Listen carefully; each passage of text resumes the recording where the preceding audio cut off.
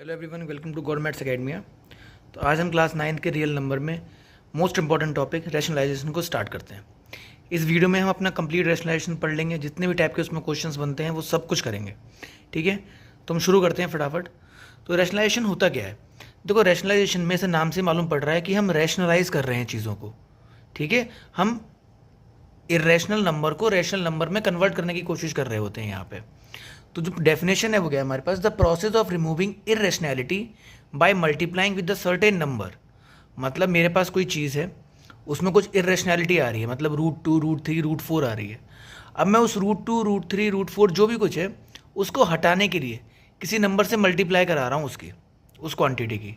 और जिस नंबर से मैं मल्टीप्लाई कराऊंगा वो नंबर मेरा क्या कहलाएगा? Rationalisation factor.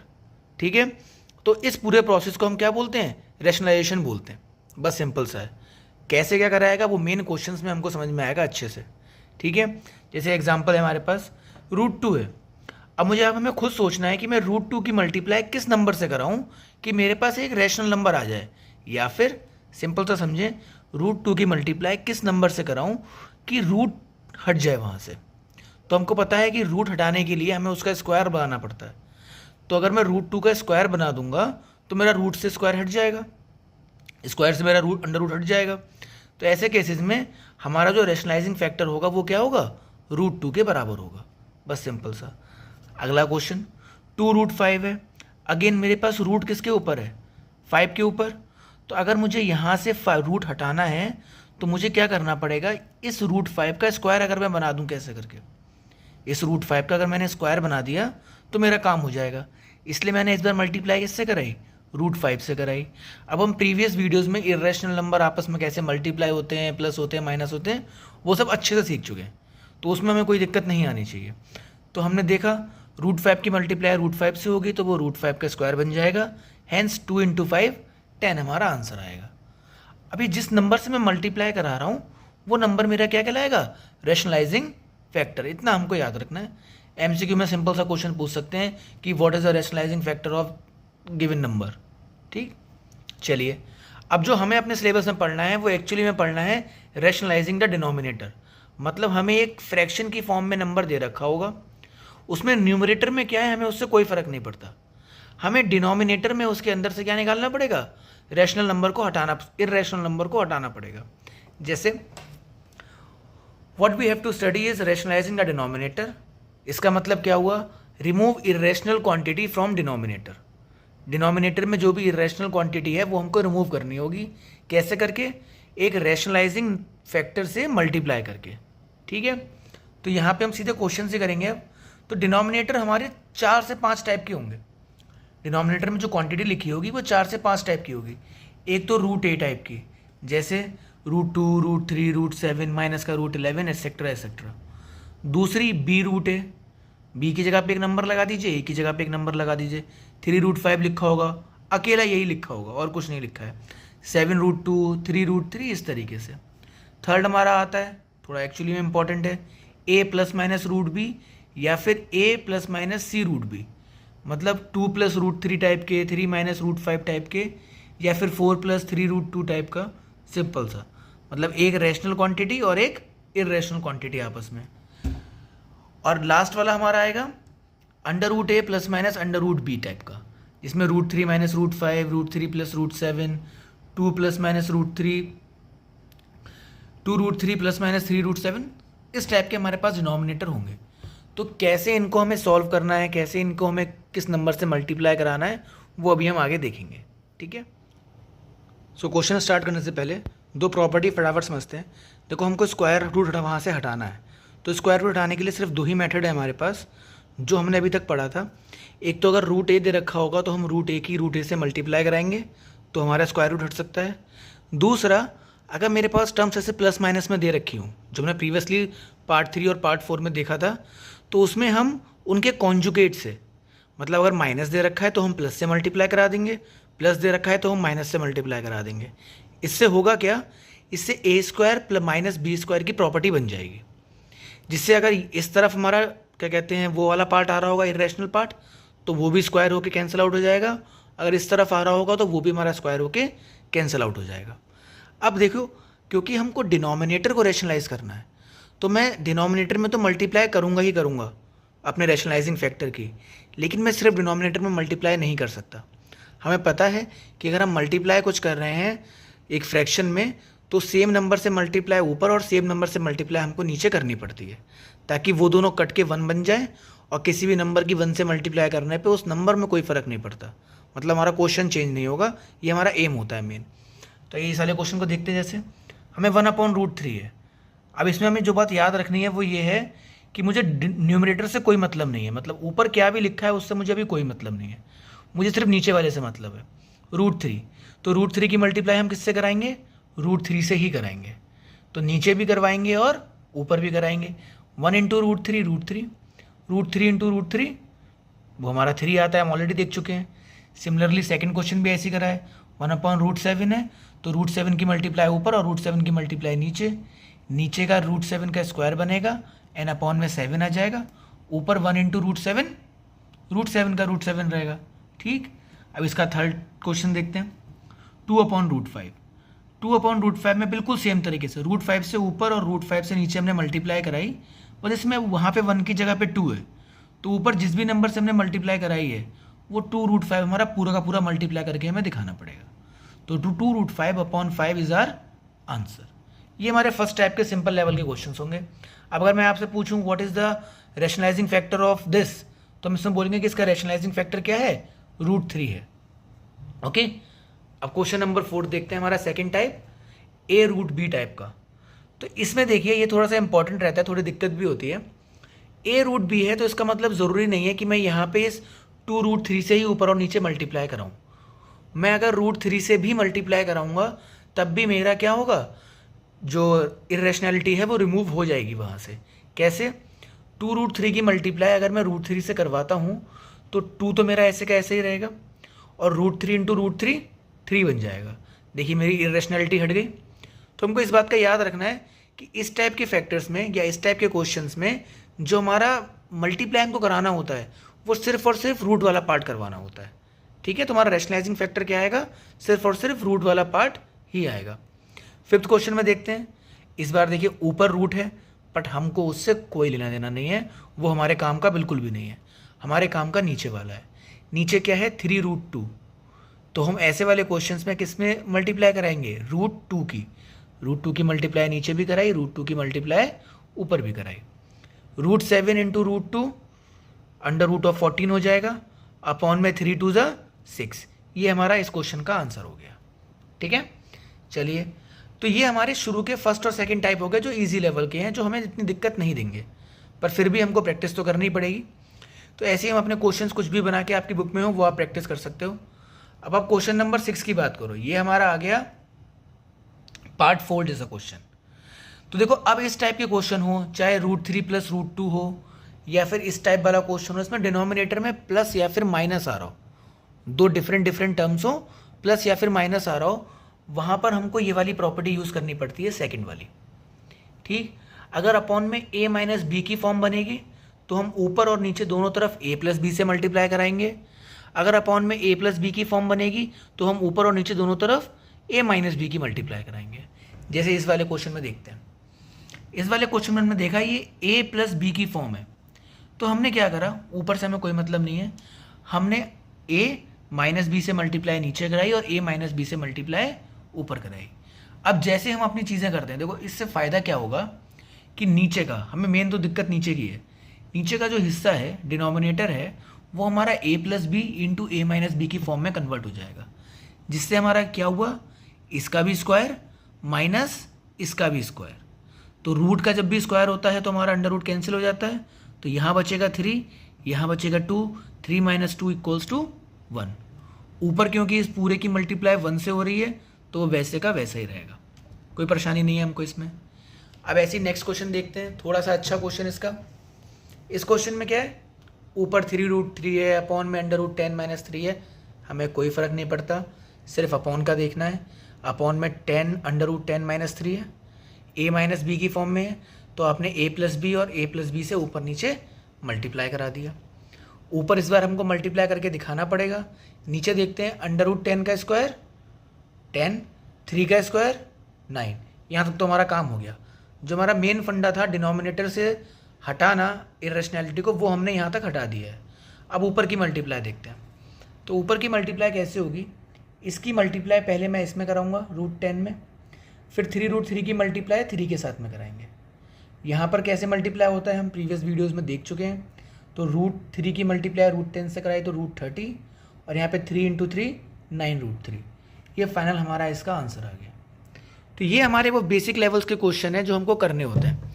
हमें कोई फ़र्क नहीं पड़ता कि ऊपर न्यूमरेटर में इरेशनल नंबर है या नहीं है, हमको जो मेन फ़र्क पड़ता है वो फ़र्क पड़ता है नीचे वाले से। नीचे हमको या तो a² - b² की प्रॉपर्टी बनानी पड़ेगी इस टाइप के क्वेश्चंस में, या फिर हमको खाली ये वाले क्वेश्चंस में ये वाली प्रॉपर्टी बनानी पड़ेगी।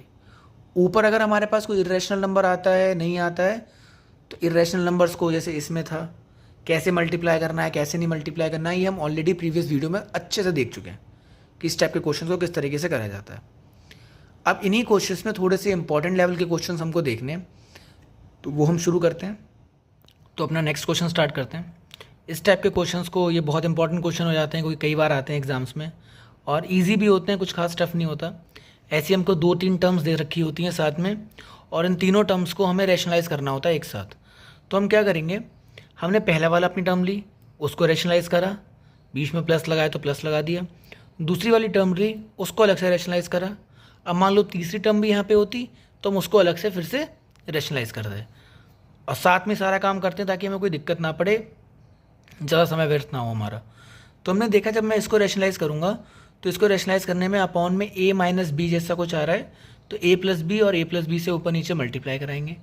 सिमिलरली यहाँ पर a + b आ रहा है, तो a - b और a - b से ऊपर नीचे मल्टीप्लाई कराएंगे। अब दो तरीके हैं आगे सॉल्व करने के। देखो नीचे तो दोनों ही चीज़ों में हमारा a² - b² बनना ही बनना है, जो बन भी रहा है a² - b², a² - b², क्योंकि हम करी रैशनलाइजेशन इसीलिए रहे होते हैं, ठीक है। लेकिन ऊपर वाले में दो तरीक़ों से सॉल्व कर सकते हो। या तो आप अगर ध्यान से देखो तो यहाँ पे a + b × a + b हो रहा है, और यहाँ पे a - b × a - b हो रहा है। तो इसको मैं सेम चीज़ की 2 बार मल्टीप्लाई हो रही है, हैंस मैं उसको स्क्वायर की फॉर्म में लिख सकता हूँ। यहाँ पर भी सेम चीज़ की 2 बार मल्टीप्लाई हो रही है, तो मैं उसको स्क्वायर की फॉर्म में लिख सकता हूँ। और आगे जाके a + b का होल स्क्वायर का फॉर्मूला a² + b² + 2a भी लगा सकते हैं। अगर नहीं समझ में आ रहा है, ऐसे कन्फ्यूज़न हो जाती है, तो हम डायरेक्टली भी इसको करेंगे। तो 2 की मल्टीप्लाई पहले 2 में कराएंगे, फिर 2 की मल्टीप्लाई √3 में कराएंगे, फिर √3 की मल्टीप्लाई 2 में कराएंगे, फिर √3 की मल्टीप्लाई √3 में कराएंगे, जो हमने लास्ट वीडियो में भी देखे थे। ऐसे क्वेश्चन एक दो। तो ये हो गया, इनको सॉल्व करा। सॉल्व करने के बाद अपॉन में 2 का स्क्वायर 4, √3 का स्क्वायर 3, 4 - 3 1, यहाँ पर भी 4 - 3 1। ऊपर देखा तो ऊपर 4 + 3 7 + 4 √3, ये दोनों आपस में ऐड नहीं हो सकते। अब 4 + 3 7 - 4 √3, ये दोनों भी आपस में सब्ट्रैक्ट नहीं हो सकते। अब तो अपॉन में क्योंकि 1 आ रहा है तो हम 1 को हटा सकते हैं, कोई परेशानी नहीं है। इस 4 √3 से ये 4 √3 हमारा कैंसिल हो जाएगा। 7 + 7 हमारा कितना बचेगा, 14 के बराबर। तो इस तरीके से हमें सिंपल लेवल पे वाले क्वेश्चंस करने होते हैं। अगेन ये प्रैक्टिस से ही आपको अच्छे से आएंगे, तो प्रैक्टिस बहुत ज़रूरी है इनकी करने की। अब एक और क्वेश्चन देखते हैं। नेक्स्ट क्वेश्चन हमारा कह रहा है 3√10 + 7 अपॉन 2√7 - √3। ऊपर क्या लिखा है हमें उससे कोई फ़र्क नहीं पड़ना चाहिए। हम नीचे देखते हैं a - b, तो a + b से नीचे मल्टीप्लाई, a + b से ऊपर मल्टीप्लाई। अब उसके बाद में अपॉन में तो हमारा a² - b² ही बन रहा है, कोई परेशानी नहीं है। ऊपर देखते हैं, इस तरीके की टर्म आ रही है, कोई भी होल स्क्वायर वगैरह नहीं बन सकता। तो पहले इसकी मल्टीप्लाई हम 2√7 से कराएंगे, तो 3 × 2 = 6 और 10 × 7 = 70, तो 6√70 हमारा इसका आंसर आएगा। फिर हम 3√10 की मल्टीप्लाई √3 से कराएंगे तो 3√30 आ जाएगा। फिर 7 की मल्टीप्लाई 2√7 से कराएंगे तो 7 × 2 = 14 √7, और आखिरी में 7√3 हमारा इसका भी आंसर आ जाएगा।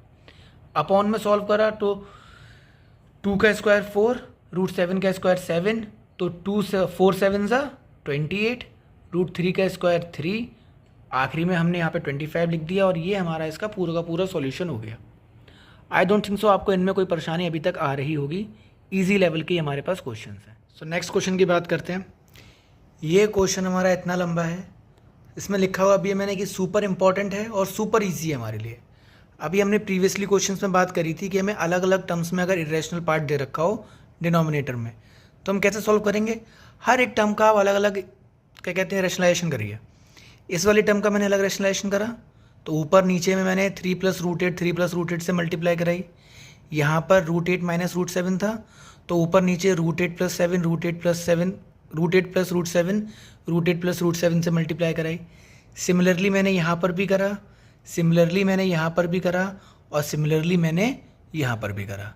तो जब हमने ये देखा तो हमारे सामने क्या आया कि देखिए ऊपर तो मेरा जिससे मल्टीप्लाई कराया है, क्योंकि यहाँ पे हर जगह 1 1 है, तो 1 वैसे का वैसे ही रहेगा। 3 + √8 √8 - √7 sorry 3 + √8 minus √8 + √7 plus √7 + √6 minus √5 + √6 plus √5 + 2, और अपॉन में हम देखेंगे तो अपॉन में a² - b² की प्रॉपर्टी बनेगी। 3 का स्क्वायर 9, अंडर रूट का स्क्वायर 8। सिमिलरली यहाँ पे 8 - 7 7 - 6 6 - 5 5 - 4, और सबके डिनोमिनेटर में अगर देखें तो डिनोमिनेटर में कितना आ रहा है, 1 ही आ रहा है।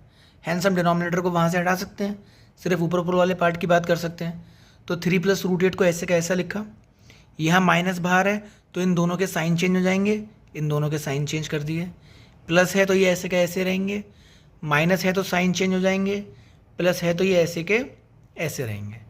अब ये करने के बाद हुआ क्या, √8 एक प्लस का एक माइनस का कट जाएगा, सिमिलरली √7 कट जाएंगे, सिमिलरली √6 कट जाएंगे, सिमिलरली √5, और आखिरी में बचेगा क्या हमारे पास, शुरुआत का 3 और लास्ट का 2। 3 + 2 = 5। इतना सिंपल सा हमारे पास ये क्वेश्चन था, इतना सिंपल सा इसका सॉल्यूशन था। बस देखने में ये क्वेश्चन हमारे लिए लेंदी लग सकता है। सो आइए नेक्स्ट क्वेश्चन स्टार्ट करते हैं। 2 फॉर्म में क्वेश्चन आएगा हमारे पास ये। इसमें कैसा होगा कि हमको 2 वैल्यूज़ दे रखी होंगी, ए और बी की वैल्यू, और इस तरीके से दे रखी होंगी कि हमारा जो ए है वो जस्ट बी का उल्टा होगा, और ऊपर नीचे दोनों तरफ हमारे इरेशनल क्वांटिटीज़ होंगी। ए जो होगा वो हमारा जस्ट बी का उल्टा होगा। या तो इस तरीके से सीधे वैल्यूज़ दे रखी होंगी, या फिर हमको कह रखा होगा कि ए की वैल्यू इतनी है और a × b हमारा 1 के बराबर है। तो यहाँ से हम समझ सकते हैं कि a × b अगर 1 के बराबर है तो a की वैल्यू 1/b के बराबर होगी। तो वही बात पड़ गई कि a अगर हमारा ऐसा है तो b उसका उल्टा हो जाएगा। ठीक है, चलो तो इस क्वेश्चन में हमको पूछते क्या क्या है, या तो डायरेक्टली सिंपल दे दिया तो a + b पूछ लिया, a - b पूछ लिया, या फिर a + b का होल स्क्वायर पूछ लिया, a - b का होल स्क्वायर पूछ लिया। इस तरीके से क्वेश्चन आए, और थोड़े टफ लेवल का हो गया a² - b², a² + b², इस तरीके के क्वेश्चन पूछ लिए। जहाँ तक बात खाली a + b a - b की हो रही है, वहाँ तक तो ईजी है। आप a को सॉल्व कर लो पूरा कंप्लीटली, आप b को कंप्लीटली सॉल्व कर लो, उन दोनों का जो भी फाइनल आंसर है उनको प्लस कर दो तो a + b मिल जाएगा, माइनस कर दोगे तो a - b मिल जाएगा। अब a + b का होल स्क्वायर निकालना होगा, तो जो वैल्यू आई है उसका आप स्क्वायर कर देंगे, सिंपल सा है। इस टाइप के क्वेश्चन में थोड़ा सा दिक्कत आती है बस, तो यही हमारे लिए मोस्ट इंपॉर्टेंट क्वेश्चन भी होगा। तो पहले तो ये देखते हैं, सबसे पहला काम जो हम इसमें करेंगे वह करेंगे कि पहले मैं a को सिंप्लीफाई करूँगा, और a की वैल्यू मेरी ये रही, तो मैंने इसको रैशनलाइज करने के लिए यहाँ पे a + b है तो a - b से ऊपर नीचे मल्टीप्लाई करा दिया। मल्टीप्लाई कराने के बाद हमने अभी लास्ट क्वेश्चन में ही देखा था, पिछले से पिछले वाले क्वेश्चन में, कि कुछ इस तरीके की चीज़ हमारे पास बन के आती है। अपॉन में 4 - 5 आया तो -1 रखा, ऊपर a - b के होल स्क्वायर की प्रॉपर्टी लगाई, सॉल्व करा। सॉल्व करने के बाद हमारा जो फाइनल आंसर आया है वो 9 - 2√5 अपॉन -1 है। तो ये माइनस बेटा हमारा ऊपर चला जाएगा, ऊपर जाएगा तो इन दोनों का साइन हमें चेंज करना पड़ेगा, तो हमने इन दोनों का साइन चेंज कर दिया और उनको उल्टे ऑर्डर में खाली लिख दिया है। सेम तरीके से मैंने अपनी b की वैल्यू को भी निकाल लिया है पूरा का पूरा। ये आप देख सकते हैं आराम से पॉज करके कि b की वैल्यू को हमने किस तरीके से निकाला है। जैसे a की निकाली है वैसे ही हमने b की निकाली है। अब हम आते हैं अपने पहले पार्ट पे, a + b निकालना। तो a की वैल्यू पुट करी, b की वैल्यू पुट करी, प्लस हो रहा है तो ये वाला हिस्सा इस वाले हिस्से से कट जाएगा। आंसर कितना आ जाएगा, -9 + -9 माइनस का 18। a - b निकालना होगा तो बीच में माइनस लगा देंगे, ये माइनस इन दोनों को प्लस बना देगा, जिसकी वजह से ये 9 इस 9 से कट जाएगा। आंसर कितना आ जाएगा, 2 + 2 4√5।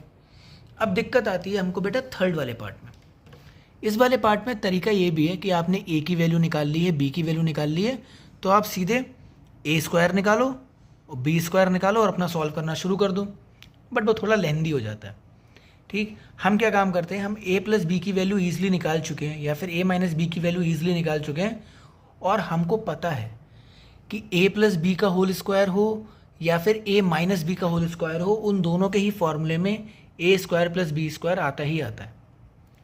और क्योंकि ये दोनों एक दूसरे के रेसिप्रोकल हैं, एक दूसरे के उल्टे हैं, मतलब इन दोनों का मल्टीप्लिकेशन 1 के बराबर भी है, तो हम इसका भी यहाँ पे यूज़ ले सकते हैं, क्योंकि a प्लस बी के होल स्क्वायर के फॉर्मूले में a इंटू बी भी आता है।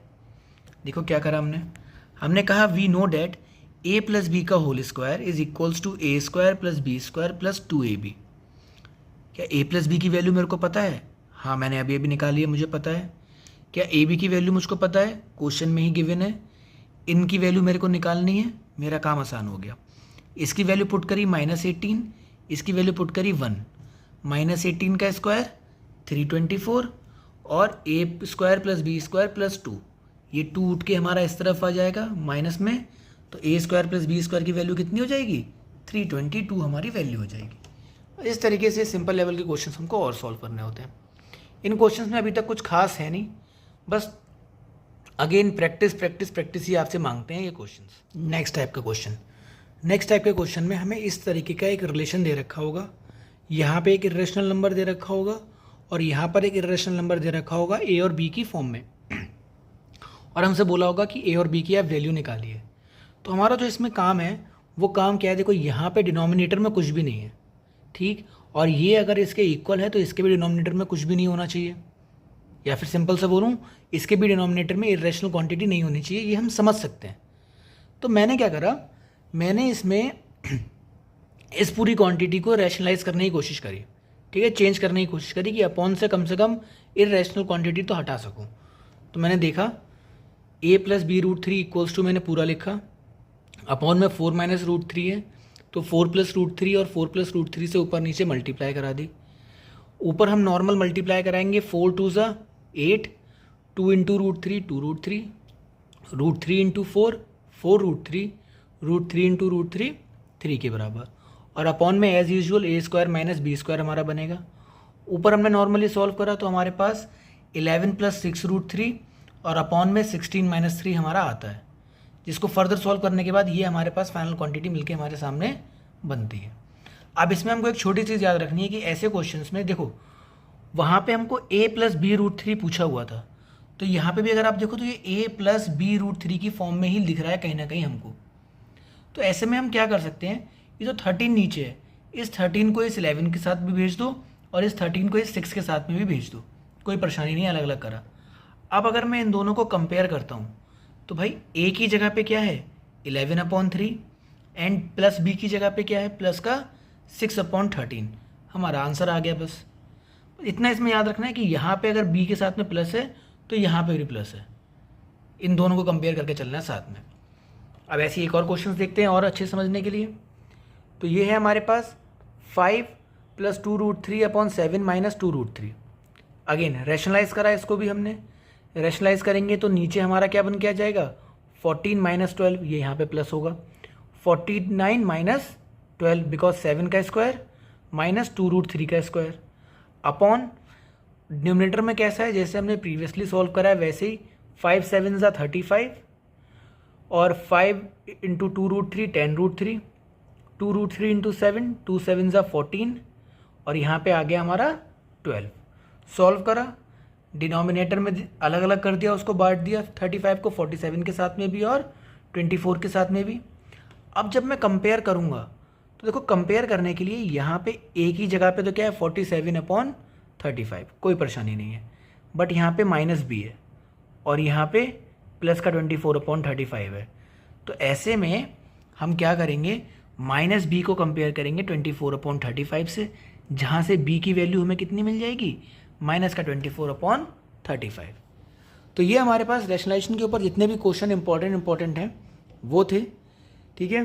इसके बाद हमें सिर्फ 1-2 लेक्चर और रह गए और हमारा क्लास 9 का रियल नंबर्स कंप्लीट हो जाएगा फुल ऑन, ठीक है। Thank you very much. और